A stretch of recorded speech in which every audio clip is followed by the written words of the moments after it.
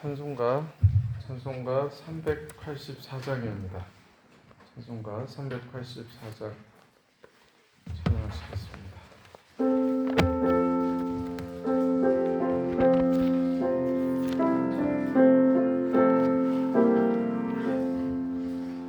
나의 갈 길 다가도록 주 인도하시니 내 주 안에 있는 긍휼 어찌 의심하리요. 믿음으로 사는 자는 하늘 위로 받겠네. 무슨 일을 만나든지 만사형통하리라. 무슨 일을 만나든지 만사형통하리라. 나의 갈 길 다가도록 예수 인도하시니 어려운 일 당한 때도 족한 은혜 주시네. 나는 심히 고단하고 영혼 매우 가난하. 나의 앞에 반석에서 샘물 나게 하시네. 나의 앞에 반석에서 샘물 나게 하시네. 나의 갈 길 다가도록 예수 인도하시니 그의 사랑 어찌 큰지 말로 할 수 없도다. 성령 감화 받은 영혼 하늘 날아갈 때에 영영 부를 나의 찬송 예수 인도하셨네. 영영 부를 나의 찬송 예수 인도하셨네. 아멘. 보조 찬송가 67장입니다. 보조 찬송가 67장입니다.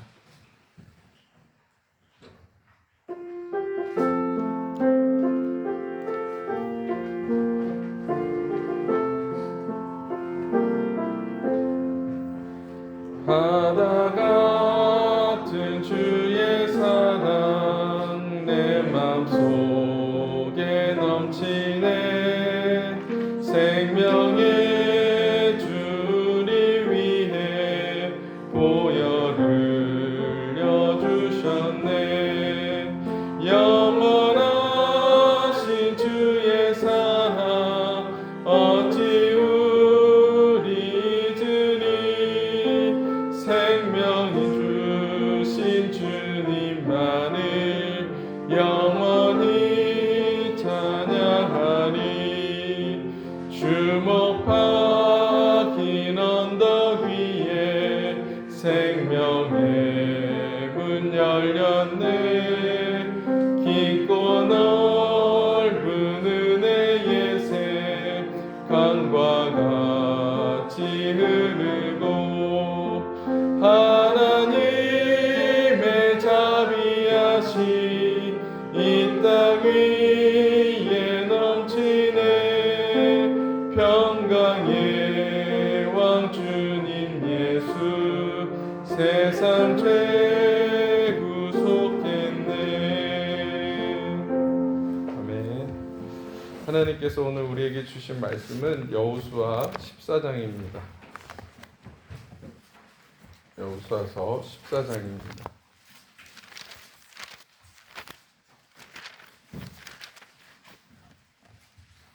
한 절씩 교독하여 읽겠습니다. 이것은 이스라엘 자손이 가나안 땅에서 받은 기업 곧 제사장 엘르아살과 눈의 아들 여호수아와 이스라엘 자손 지파의 족장들이 분배한 것이니라.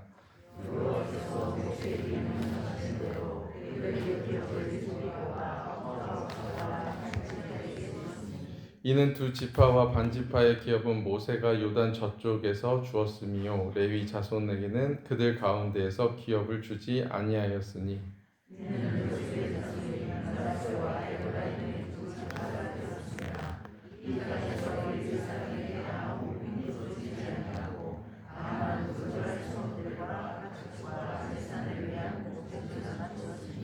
이스라엘 자손이 여호와께서 모세에게 명령하신 것 같이 행하여 그 땅을 나누었더라.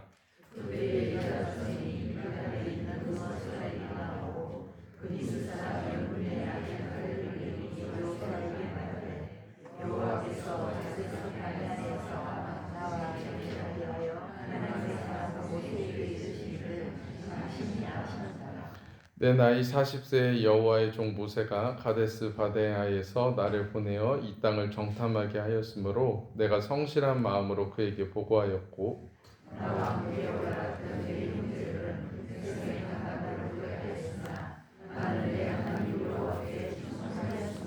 그날에 모세가 맹세하여 이르되 내가 내 하나님 여호와께 충성하였은즉 내가 발로 밟는 땅은 영원히 너와 내 자손의 기업이 되리라 하였나이다.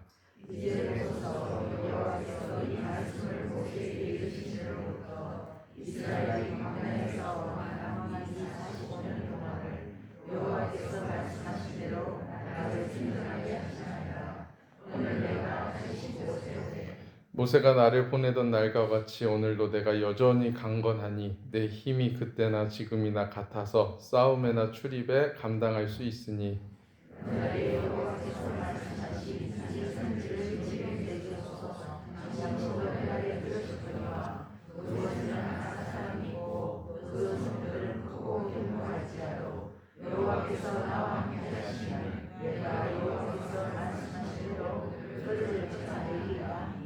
여호수아가 여분네의 아들 갈렙을 위하여 축복하고 헤브론을 그에게 주어 기업을 삼게 하며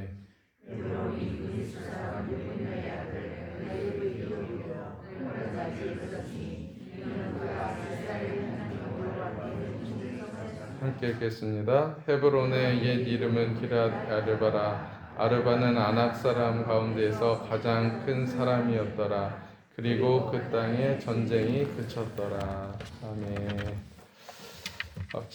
잠깐 기도하겠습니다. 하나님 이 시간 우리 들을 귀를 열어주시고 하나님의 말씀을 듣게 하여 주시옵소서. 하나님의 말씀을 듣는 것으로 끝나는 것이 아니라 깨닫고 우리의 삶 가운데 행할 때에 하나님께서 일하심을 보게 하여 주시옵소서. 예수님 이름으로 기도합니다. 아멘.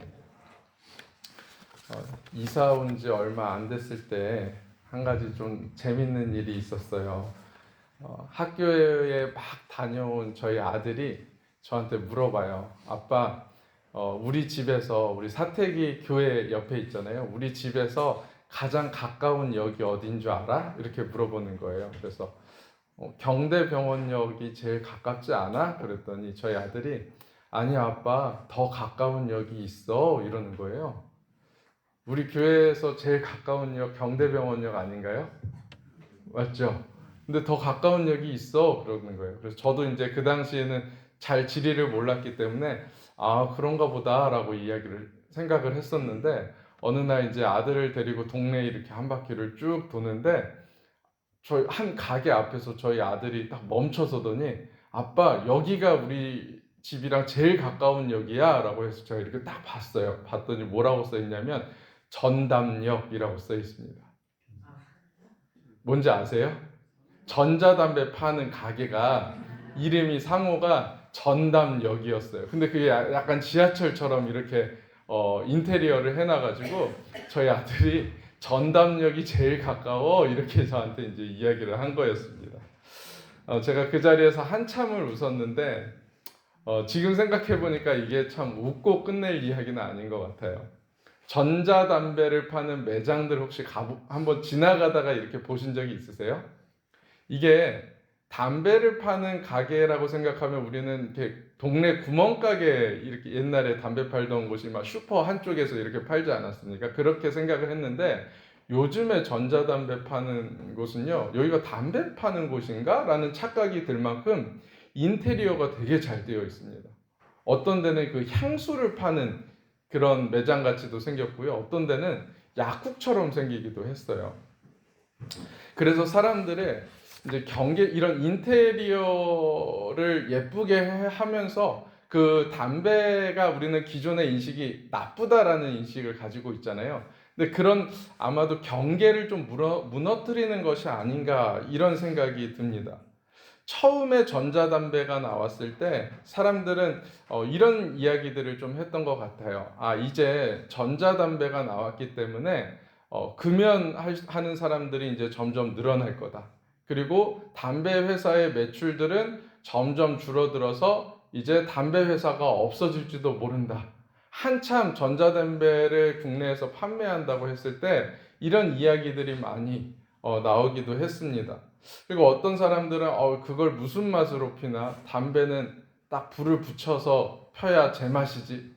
이렇게 생각하는 사람들도 있었을 겁니다. 그런데 오히려 흡연 인구가 더 많이 늘어났다 그래요.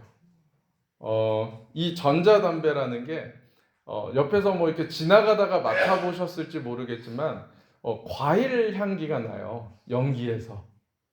뭐 포도 냄새도 나고 딸기 냄새도 나고, 그러니까 담배 냄새라고 하면은 우리는 되게 이렇게 불쾌한 향기로만 생각을 하는데 이렇게 달콤한 이런 사탕 냄새 같은 그런 냄새가 나니까 이게 오히려 또 괜찮은 건가라는 생각이 들기도 하고, 연기가 뭐 그냥 이렇게 뭐 담배 필 때 그런 연기가 아니다 보니까 이게 몸에 덜 해롭겠지라는 생각을 하게도 되고요. 그 다음에 그 전자담배라는 게 디자인이 되게 이렇게 예쁘게 생겼어요. 그 볼펜 같이 이렇게 예쁘게 이렇게 생기다 보니까 이게 오히려 담배가 처음에는 나쁜 거야라고 경계했던 그 사람들의 심리를 무너뜨리는 것 같아요. 그래서 청소년들이 담배를 오히려 접근하기가 쉬운 통로로, 그리고 여성들이, 이게 냄새나고 이러면 여성들이 원래 싫어했는데 여성들이 담배를 필 수 있도록 그 경계를 낮추지 않았나, 이 전자담배가, 그런 생각이 듭니다. 그러니까 결국에는 더 많은 사람들이 흡연을 할 수 있도록 그 문턱을 낮추고 사람들이 경계를 풀 수 있도록 이 전자담배가 만들었다라고 이야기를 합니다. 여러분, 우리가 이 새벽에 이 구조를 좀 봐야 되는데요. 사탄은요, 우리가 죄 짓는 것도 똑같거든요. 사탄은 우리한테 죄 지어라 라고 이야기를 하지 않습니다. 대신 이렇게 얘기하죠. 이 정도는 괜찮아. 이 정도는 해도 돼.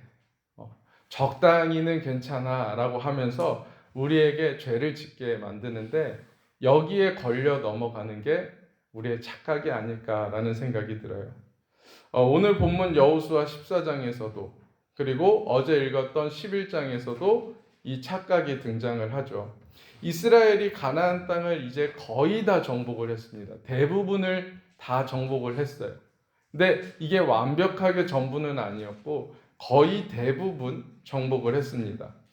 이제는 땅을 나누기 시작을 해요. 사람들의 마음속에도 이런 생각이 들죠. 이 정도면은 됐다. 거의 다 했다. 근데 여러분, 이게 정말 끝났을까요? 아니죠. 아직 남아있는 땅들이 있었습니다. 여러분, 이게 우리의 죄의 모습과 비슷한 것 같아요. 이건 괜찮아. 이 정도면 어쩔 수 없어. 이 정도 했으면 다 했잖아 라는 말들로 우리는 우리의 죄들을 또 한쪽에 숨겨놓기도 합니다. 그런데 남겨둔 죄는요, 절대로 가만히 있지 않습니다. 아주 조금씩, 처음에 그 죄에 대한 경계들을 무너뜨리고 조금씩 우리의 삶을 무너뜨리기 시작합니다. 그렇다면 우리는 왜 이 죄들을 남겨놓게 되었을까? 오늘은 그걸 좀 생각을 해볼 텐데요. 여러분, 전쟁이라는 게 피곤한 일 아닙니까? 그렇죠?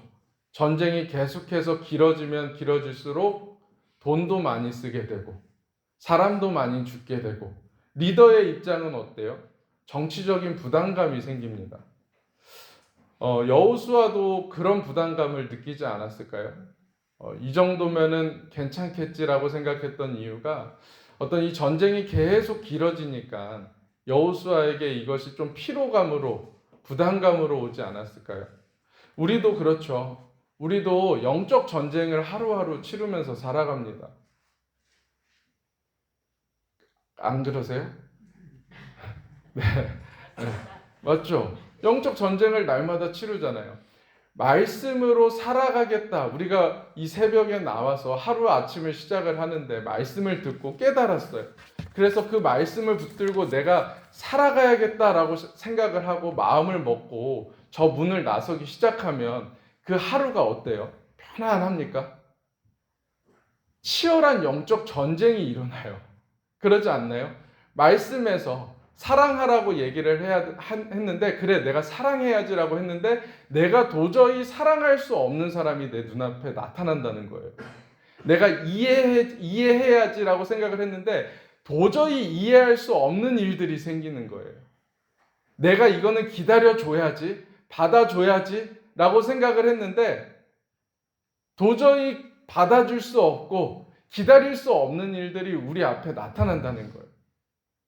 그것을 우리가 영적 전쟁을 치르려고 하다 보면 아유, 지겨워 죽겠다 정말.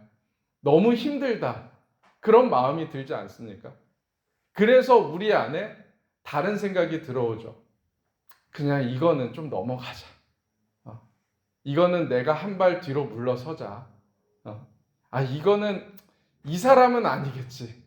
아무리 사랑하라고 얘기하셨지만 이 사람은 내가 사랑할 수 없는 사람이잖아. 이 사람은 내가 용서할 수 없는 사람이잖아.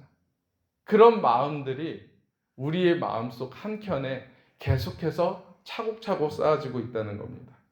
여호수아가 그랬다는 거예요. 여호수아, 이제 이 정도 했으면 거의 다 했으니까. 아니, 저 땅을 뭐 굳이 저 헤브론, 저 산지에 있는 저 땅 차지하려고 하면은 그 언덕도 올라가야 되고, 또 사람 죽어 나갈 거고, 또 그 땅에 사는 사람들이 안악자손처럼 정말 기골이 장대한 사람인데, 굳이 저것까지 이미 이만큼 주셨으니까 여기서 그냥 살면 되지. 아니, 충분하잖아. 우리끼리 살아도 충분한 땅인데 굳이 저 헤브론까지 우리가 가져야 될까? 라고 여호수아가 생각을 하고 있을 때, 그때 누가 한 사람이 나타나요. 그 사람이 누구죠? 그 사람이 갈렙이었습니다. 갈렙이 말하죠. 이 산지를 내게 주소서. 이제 마음을 다 접었는데 저것은 이제 그냥 놔두자라고 마음을 접은 순간에 갈렙이라는 사람이 툭 튀어나와서, 같이 여호수아와 그 여리고의 정탐꾼으로 활약했던 그 갈렙이 툭 튀어나와서 이 산지를 내게 주소서라고 여호수아에게 이야기를 하고 있는 거예요. 여러분, 이 설교 언제 제일 많이 하는 줄 아십니까? 제가 한 번은 이제 교회 일남성교회 원래회 때 이제 말씀을 전해달라고 해서 이 본문으로 제가 준비해서 이제 가서 이제 말씀을 전했어요. 그랬더니 이제 다 끝나고 나서, 우리 교회 이야기가 아니에요. 일남성교회 그 회원이었던 장로님이 저한테 와서 이야기를 해요. 목사님, 제가 부탁 하나만 드릴게요. 다음에는 제발 이 본문으로 설교 준비하지 않으셨으면 좋겠어요. 다른 본문으로 좀 해주세요. 그러는 거예요. 그래서 왜요, 장로님? 그랬더니 목사님들이 오실 때마다 일남성교회는 항상 이 갈렙의 이야기만 말씀을 전하신대요. 매년 이 갈렙의 이야기를 듣는데요. 그러니까 저도 생각해 보니까 그럴만 하겠구나라고 생각을 하는데, 그럴 수밖에 없었던 이유가 갈렙의 나이가 지금 몇 살이죠? 85세예요. 남자고 85세예요. 그러니까 이만큼 더 좋은 설교가 어디 있어요? 일남성교회에서 말씀을 전하기. 그런데 우리가 자꾸만 이 본문을 볼 때 갈렙의 나이에만 꽂혀서 이 말씀을 보는 것 같아요. 갈렙이 나이가 85세가 됐음에도 불구하고 하나님의 약속을 잊지 않았구나. 아니, 그 85세의 나이 정도면 이제는 그냥 좀 편안하게 살 수 있는데 불구하고 갈렙이 이런 도전을 가지고 열정을 가지고 산 사람이었구나. 그랬더니 하나님께서 그 사람에게 그 땅을 주셨구나. 근데 이 말씀은 사실 우리가 보기에는 이 산지를 주소서라고 구했다는 이 문장이 매력적이지만 사실 이 문장에서 이 갈렙의 고백에서 더 중요한 이야기는 이 산지를 내게 주소서가 아니라 그 뒤에 나오는 말씀이 사실 오히려 더 핵심적인 말씀이고 오히려 우리의 삶에서 적용해야 되는 그런 말씀이에요. 뭐라고 갈렙이 고백을 하냐면요. 그곳에는 아낙 사람이 있고 그 성읍들은 크고 견고할지라도 여호와께서 나와 함께 하시면 내가 여호와의 말씀대로 그들을 쫓아내리이다. 갈렙의 고백은요. 여호와께서 나와 함께 하시면 여호와께서 말씀하신 대로 하나님이 나와 함께 하신다는 전제를 두고 하나님의 방법대로 내가 그 땅을 취하겠습니다라는 고백이 있어요.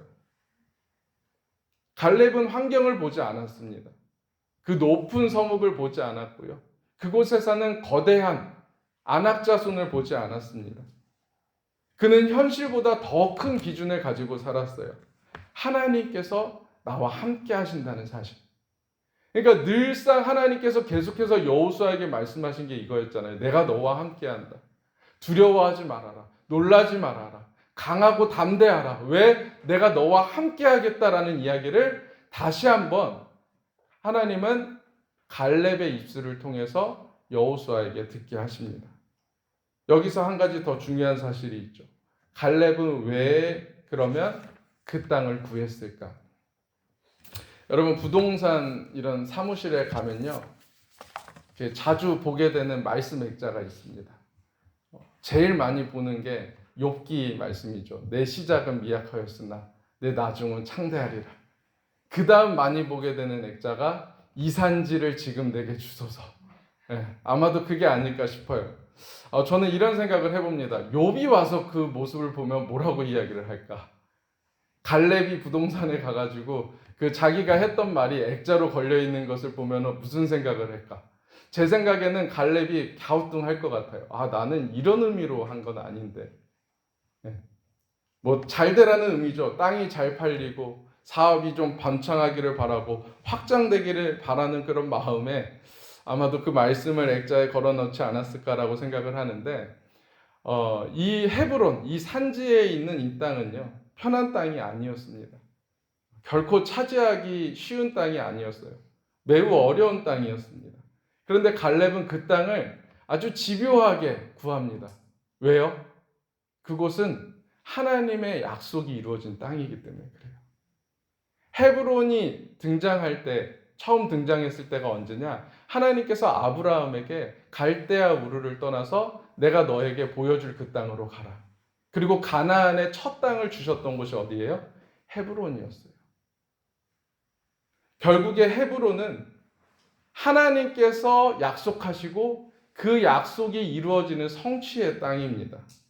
그래서 갈렙은 이 산지를 내게 주소서라고 이야기를 하면서 하나님, 제가 그 믿음의 자리를 내가 이어서 살겠습니다.